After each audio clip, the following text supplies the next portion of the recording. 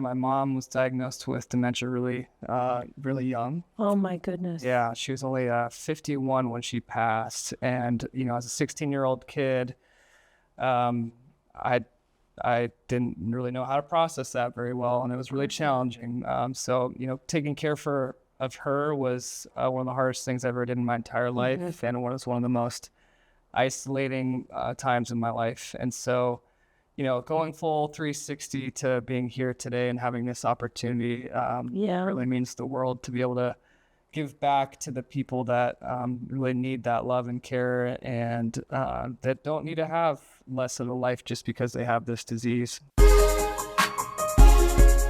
Welcome to the Answers for Elders radio show. And welcome everyone to Answers for Elders radio network, heard across the USA on your favorite podcast channel, on radio, and also here on YouTube. And I am always blessed to be able to come to a community and talk to staff that are really at the cutting edge of caring for our senior loved ones. And I am very honored today to have Derek Larson.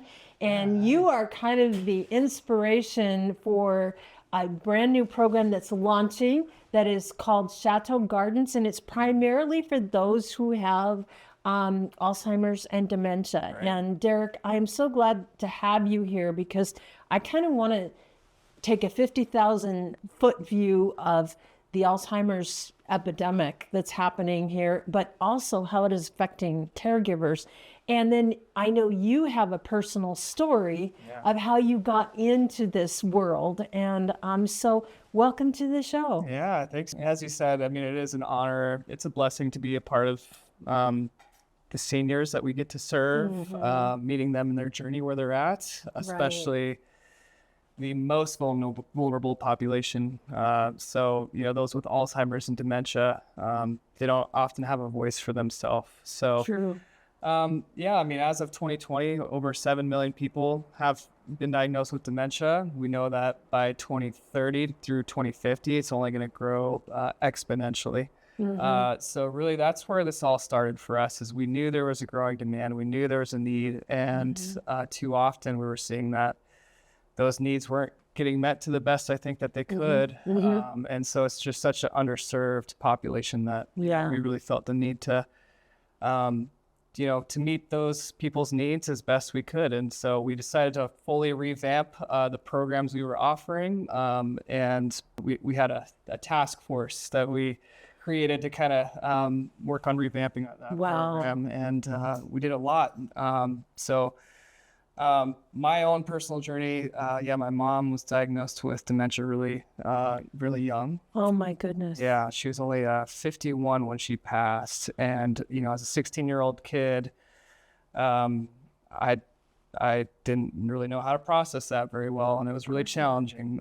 So, taking care of her was one of the hardest things I ever did in my entire life, and it was one of the most isolating times in my life. And so, going full 360 to being here today and having this opportunity really means the world to be able to give back to the people that really need that love and care and that don't need to have less of a life just because they have this disease. So that's why we're here. That's why we're doing what we do. There's so many things that you hit on. And one of the things I want to talk about your story and how overwhelming it is for families today. And I know that I recently became aware of some statistics about family caregivers, primarily the spouse of a loved one. How many spouses are caring for someone that has Alzheimer's and dementia? And there's this overwhelming statistic that 40% die before the patient. Wow. And when you look at that phenomena, and literally, it's because those individuals, they take on way too much. They don't take care of themselves. They ignore their own health. And yet, we saw it happen around the world with Gene Hackman's wife, correct? Where she was the caregiver of him. And obviously she died, before him, a week before him. Again, we're talking about something that, we have to do better as a society to provide care. And so, and then the fact that we're always learning. There are things that are on the horizon with clinical research and things like that that we're finding out that you guys as care providers can implement. It's amazing what you can do. Yeah. So you got this task force. Tell me a little bit about how this vision came to be. Well, first was knowing there was the need, and then it was gathering as much data as we could. So we, as a team, we interviewed tons of our own staff. We interviewed some of our senior leadership. We toured many communities around the area to try to pick just best practices at everyone to see what memory care units and communities were really knocking it out of the park in certain areas or just in general. We did tons of research. We worked in the space as much as we could. I spent months, just kind of observing the interaction between resident and staff, along with some of the rest of our team. Amanda, who you guys will meet in a bit, actually served as the memory care nurse at our community for a while and had lots of, direct personal impact, interaction to see what was working. And so, yeah, a lot of research went into it, and we really, through all of that, came to the realization that at the core of the heart of what we needed to accomplish was create a place of belonging where we're treating the resident, not the disease. So at the core of the heart of it, we wanted to create a space where people feel like it's home, they belong. And our mission and vision across the whole community is that, people feel like they're at a place where they can be happy, healthy, live long lives. They can be engaged in whatever ways they want. So we still wanted that to be in the core of what we do. It's just harder to do in that space. It is. Because people, like I said earlier, are not as able to vocalize their wants and needs.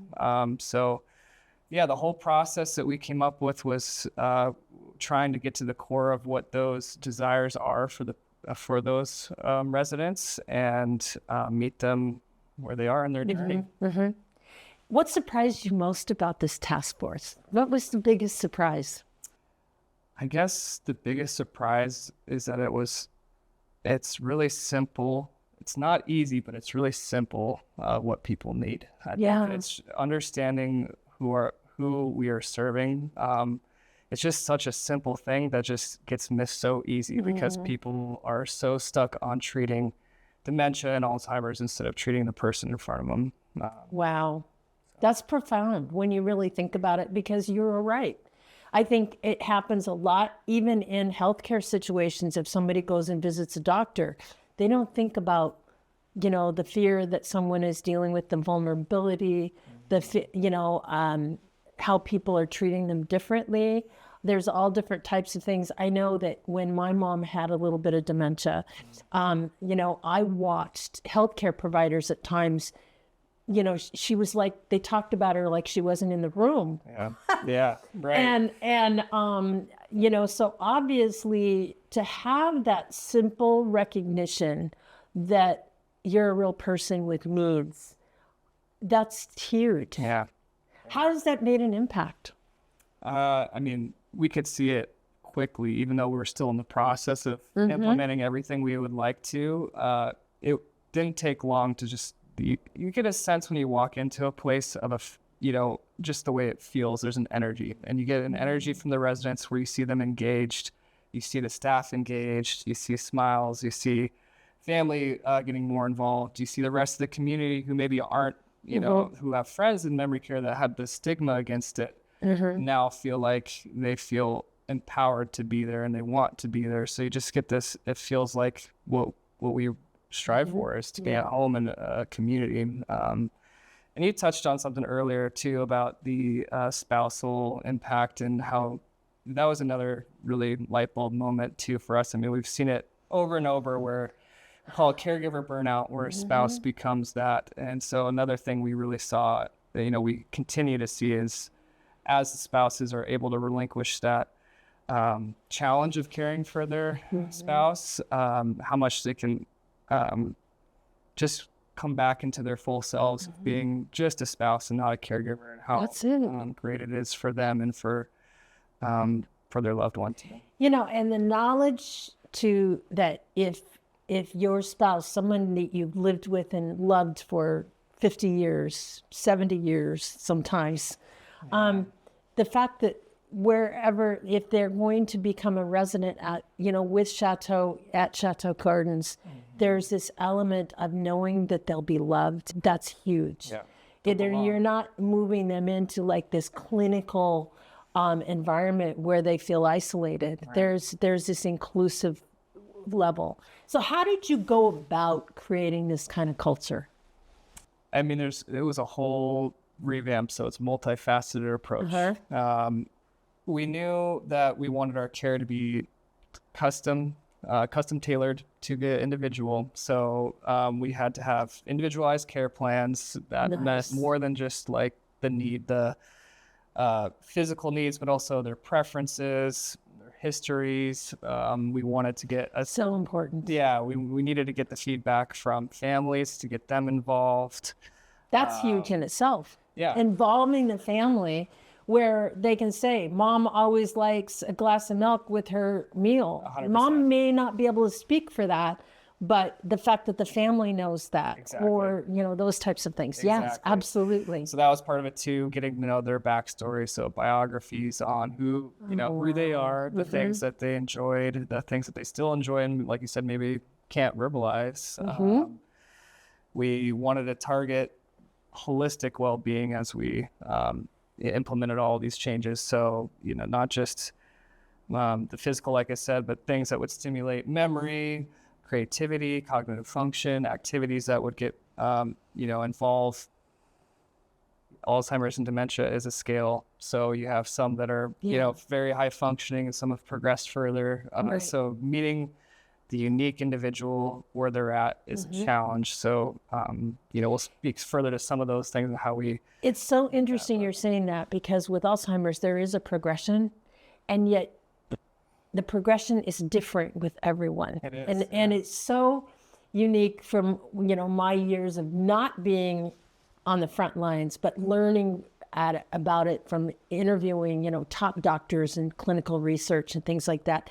There are so many differentiators in the progression of different types of dementia. Right. And so this is really interesting, the fact that you guys really have had to structure a program that is so flexible. Exactly. You nailed it. It has to be so fluid, and every day is different for the individual. So very true. Everything we do has to be very, very nimble and able to be adapted. And part of that too, a huge part of that is hiring the right people, retaining them, and just hiring the type of people that envision that space being somewhere where they'd want their own mom, or their own parents, loved ones living. Right. Because then they can really bring that mission and vision to life. That is so incredible. You can't teach that. So no, you can't. The people are still at the heart of what we do, no matter what space it's in. Yeah. And speaking of people, we're going to talk to your team. Awesome. Next. Yeah, absolutely. I am very excited to revisit this program with two people that have been on our program before, and that's Lacey and Amanda. Yeah. And wow, what an amazing dream team you guys have. And I'm very excited to learn more about the day-to-day of what it's like to live at Chateau Gardens. Love it. Derek, it's such a pleasure to have you on the show. Did you know that you can discover hundreds of podcasts in our library on senior care? So visit our website and discover our decision guides that will help you also navigate decision making. Find us at answersforelders.com.